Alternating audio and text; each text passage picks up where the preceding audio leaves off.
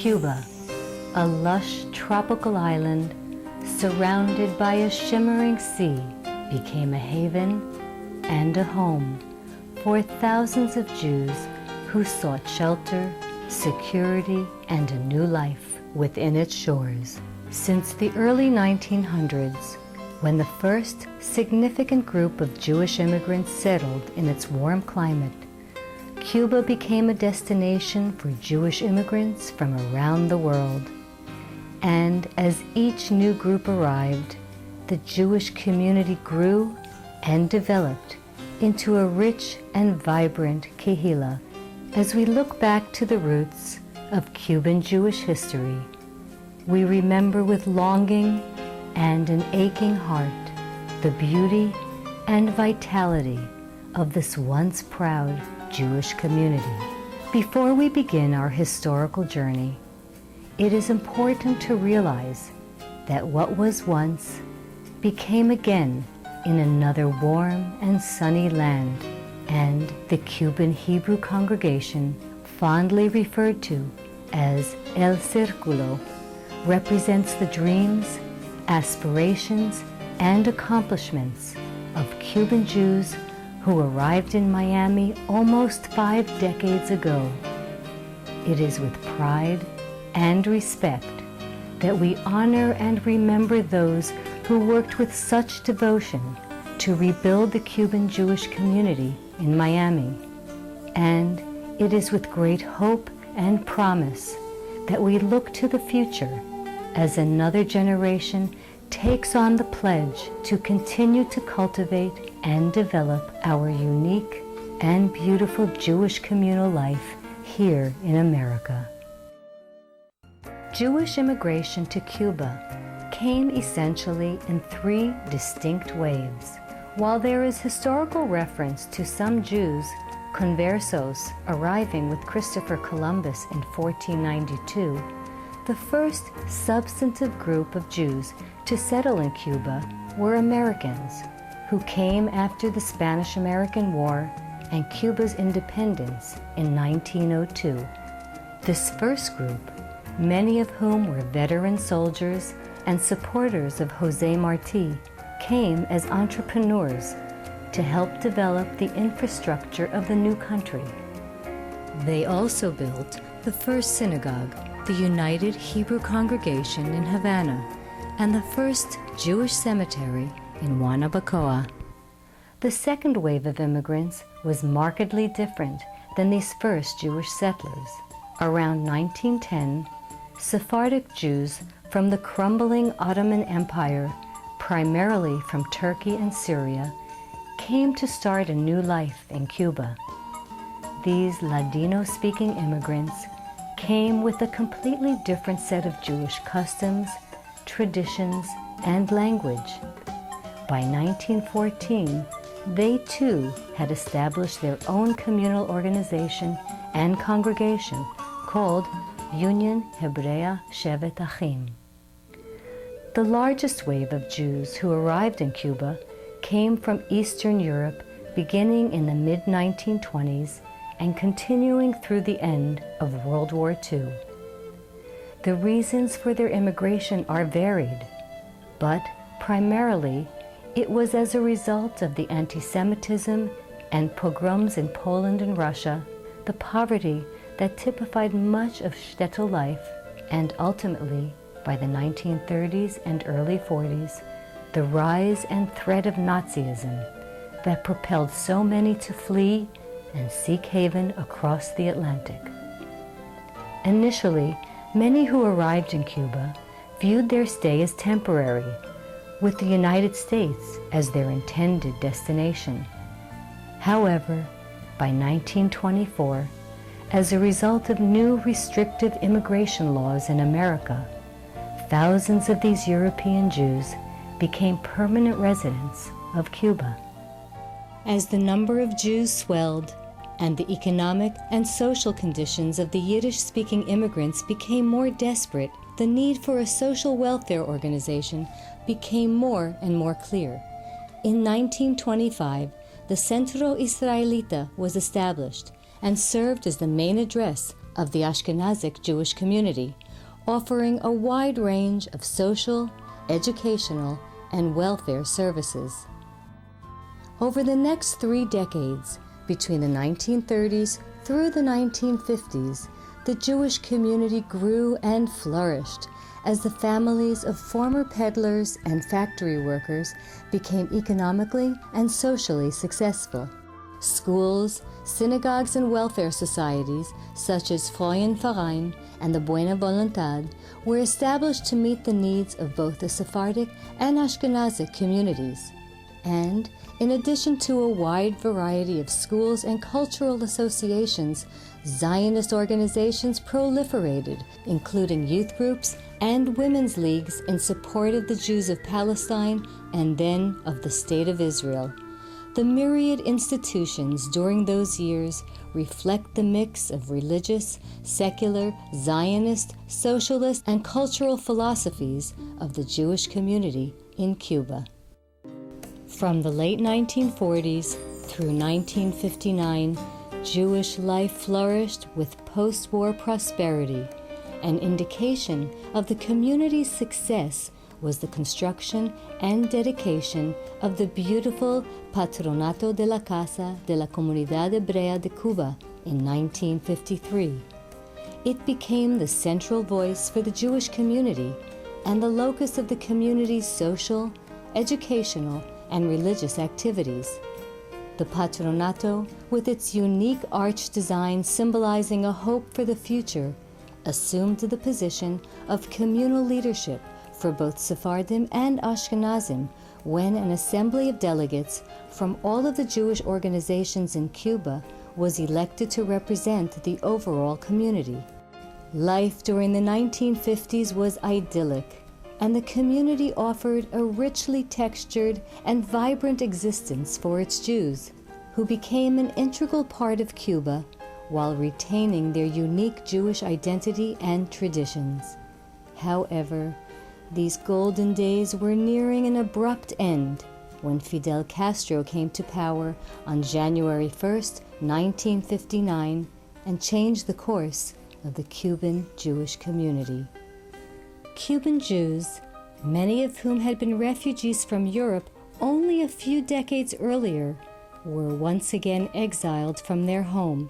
In the summer of 1960, immigration from the island began, and by October of 1962, the bulk of the Cuban Jewish community had left Cuba to start a new life in the United States.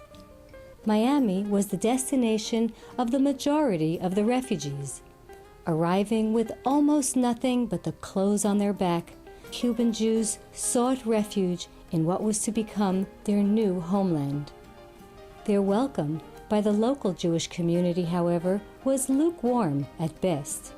The reasons for this vary from misconceptions about the financial status of the new arrivals and the role of federal assistance programs to a general anti-Latin, anti-foreigner sentiment within the established Jewish community. An exception to this was the warm welcome extended to the new immigrants by Rabbi Meir Abramowitz of Temple Menorah. Having had extensive experience dealing with refugees in Europe during and after World War II, Rabbi Abramowitz was extremely sensitive to the needs of these new refugees. He opened his synagogue and its Hebrew school to the new immigrants, offering them free membership and tuition so that they and their children would have a place within the Jewish community that they could call home. While the generosity of Rabbi Abramowitz and Temple Menorah was important and appreciated, the need still existed for a place that all Cuban Jews could come together to share their common experiences, their memories of home, and to recapture the familiar sense of community that had been such a significant part of life in Cuba. And so, on September 22, 1961, the Cuban Hebrew Social Circle of Miami, El Circulo Cubano Hebreo, was born. Meeting at the Lucerne Hotel, a group of men, including Enrique Calusin, Felix Reiler, Bernardo Benes, and Oscar White crafted the Constitution of the Cuban Hebrew community of Miami with the objective of creating a social, cultural, educational, philanthropic, and religious institution for the Cuban Jewish immigrants of both Ashkenazic and Sephardic backgrounds to share their common history and identity. The goal of the Cuban Hebrew Social Circle was to help the refugees find a better life in Miami by offering social activities and assistance to those in need, as well as to initiate and form ties with the larger Jewish and secular community in Miami. Thanks to the efforts of Bernardo Benes, the auditorium of Washington Federal Savings and Loan Association was one of the first locations for the members of El Circulo to meet. Special celebrations and holiday services were held there, and as the number of participants grew, space was rented on Washington Avenue to house the Grupo Juvenil, the youth group of the community. Programs for the children were of paramount importance to the leaders of El Circulo, instilling in the youngsters a strong sense of their dual identity, their Cuban roots, and their Jewish traditions was the focus of youth activities. The phrase Cuban clearly illustrates the unique identity of each generation of Cuban Jew in Miami.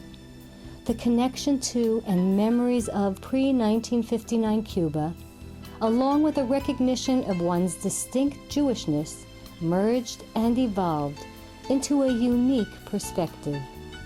Cuban applied to both the adult generation as well as to the children, many of whom were either very young when they arrived or were born after their parents' resettlement in Miami. The leaders of El Circulo wanted to ensure that the younger generation would maintain their connections to the institution, to their traditions, and to each other. In addition to activities for the youngsters, women played a major role in the life of the Cuban Hebrew Social Circle. Just as women's service groups were an important aspect of life in Cuba, the Comité de Damas, the Women's Committee of El Circulo, served an important function, uniting Cuban Jews in Miami, both young and old, by planning many social and charitable activities. Within just a few short years, El Circulo's membership grew, and while social activities were well attended, it became clear that the religious needs of the community needed to be addressed as well. In 1964, Rabbi Dov Rosenzweig was installed as spiritual leader.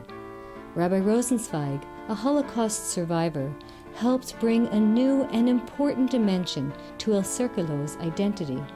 Renamed the Cuban Hebrew Congregation, Rabbi Rosenzweig conducted services, advised and strengthened the youth group, and encouraged involvement in campaigns to raise funds for Israel, Federation, schools, and hospitals in the U.S. and abroad.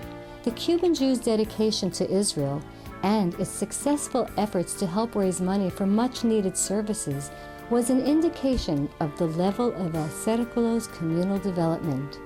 Slowly but surely, the Cuban Hebrew Social Circle was beginning to be integrated into the larger local Jewish community, and in 1966, the Greater Miami Jewish Federation, which had initially ignored the Cubans when they first arrived, formed a Cuban division, recognizing the vitality and abilities of the newest residents of the Miami Jewish community. El Circulo moved again to a larger space at 1242 Washington Avenue and continued to expand its activities. Rabbi Rosenzweig conducted daily services, and the Educational Committee, under the direction of Shalom Applebaum, opened a Sunday school, Beit Sefer Ivri Yavne, bringing formal Jewish education to many of the youngsters in the community.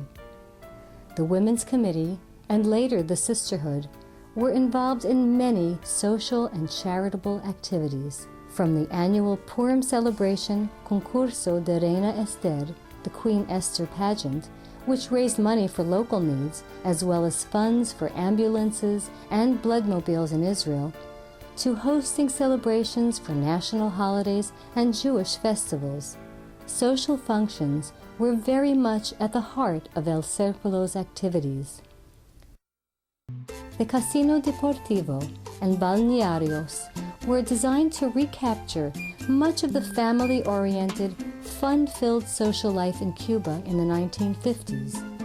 During the summer months between 1969 and 1971, and again in 1986, El Circulo organized El Nuevo Casino, the new beach club at various Miami Beach hotels where adults and children could get together to swim, play games, and soak up the sun in a uniquely Cuban atmosphere. In 1975, the synagogue moved to a remodeled property on 17th Street and Michigan Avenue, which ultimately led to the most exciting development in El Circulo's early history, the construction and dedication of a new sanctuary and social hall in 1985. To build a beautiful edifice, designed by one of their own, architect Oscar Sklar, brought a tremendous sense of pride to the community of former refugees. The groundbreaking ceremony and Torah dedication were momentous occasions that filled the community with such pride and joy. In many ways, the new building, Temple Beth Shmuel, named in memory of Jack Chester's father, carried on the legacy of the Patronato by becoming the hub of Cuban Jewish life in Miami. The beautiful building, with its impressive entrance and elegant sanctuary and social hall, attracted many members. Even when Cuban Jews with Sephardic roots built their own synagogue, the Cuban Hebrew congregation maintained a dominant place in the community, attracting Cubans from all over Dade County, many holding dual memberships with other shuls in the area. Family life celebrations, holiday and Shabbat services, youth activities, social action projects, and a wide variety of social events made the Cuban Hebrew congregation a full-service communal institution. Shul picnics and tasty barbecues have brought together multiple generations of family members to spend several fun-filled hours eating, playing sports, and just relaxing in the sun. Elegant and joyous dinner dances where good friends come together to celebrate a variety of festive occasions have always been filled with music and dance, laughter and song, and of course, delicious food and beautiful decorations. These festive and fun-filled parties have been a hallmark of the synagogue's social calendar, and the importance of these social events cannot be minimized, for it is at these occasions that fellow Cubans could spend time together with warm feelings of camaraderie and solidarity. But parties and socializing are only part of the synagogue's notable development. The religious life of the synagogue went through a transformation when Rabbi Barry Konovich assumed the position of spiritual leader in 1984. As an English-speaking rabbi, he brought a more Americanized character to the services, with the goal of bringing in the younger generation to participate in the shul. The community grew in its understanding and commitment to some of the larger issues affecting the Jewish world. The plight of Soviet Jewry resonated deeply within the hearts of the Cuban Jews, and in 1987, the Cuban Hebrew congregation joined together with thousands of others to march on Washington on behalf of their fellow Jews in the Soviet Union. Their unique experiences as refugees from communist Cuba gave them a keen understanding of the issues and a strong desire to lend their support to their brothers and sisters behind the Iron Curtain. The congregation and its members had become and are now an important part of the larger Jewish community. The Cuban Hebrew congregation is well known for its participation in federation, the IDF, Israel Bonds, Hadassah, and so many other important organizations and causes, raising enormous funds to help fellow Jews both locally and around the world. Israel, in particular, holds a central place within the Cuban Jewish community. Festive Yom Ha'atzmaut celebrations commemorating Israel's Independence Day indicate the community's level of commitment to the State of Israel and its people. The shul has participated in several missions to Israel to see and learn firsthand about our Jewish homeland. On the 25th anniversary of the synagogue in 1986, Rabbi Kanovich led a group of members on a memorable trip, and in 1991 and again in 1998, Cuban Jews joined in the Miami Federation mega mission for an inspiring and incredible trip to Israel.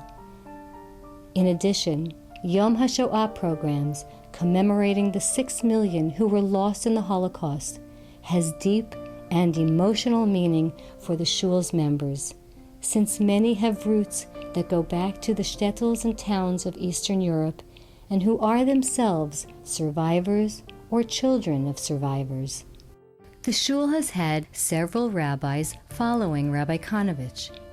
Rabbis Dudai and Eppelbaum served as spiritual leaders in the 1990s. Cantors Buren, Keisler, and Katzenstein inspired many with their beautiful voices. Cantor Luis Catan brought joy to the davening while leading services alongside Rabbi Meir Abramowitz, a person who remains close to the hearts of all Jubans and who encourages the spiritual growth and communal involvement of the congregation. Shabbat services, holiday celebrations, a Jewish Montessori preschool, and a variety of educational and cultural programs are part and parcel of the Cuban Hebrew congregation's daily life. It is an institution steeped in tradition and memories, and it represents a community that continues to evolve and develop. In 2010, it will be 50 years since Cuban Jews took their first tentative steps to settle and make a new life in the United States and in Miami in particular. Today, our children represent the best of what being an American Cuban Jew means. The economic, social, and political accomplishments of the older generation have paved the way for the success of their children and grandchildren. It is with satisfaction and a deep sense of gratitude to see 3 and 4 generations of Cuban Jewish families, many of whom helped to build and support the synagogue, gather together to celebrate holidays and special occasions, both in the shul and in the community. Our hearts swell with pride as we recognize the talent and abilities of the next generation and how they have become proud American Jews with an appreciation and recognition of their Cuban heritage. The links in the chain of our history are indeed strong and powerful. The Cuban Hebrew congregation is the fulfillment of the dreams of many who came to Miami as exiles, and it represents the aspirations shared by so many for a future that will secure and advance the position of all Jews who are joined together by a common history, identity, and tradition.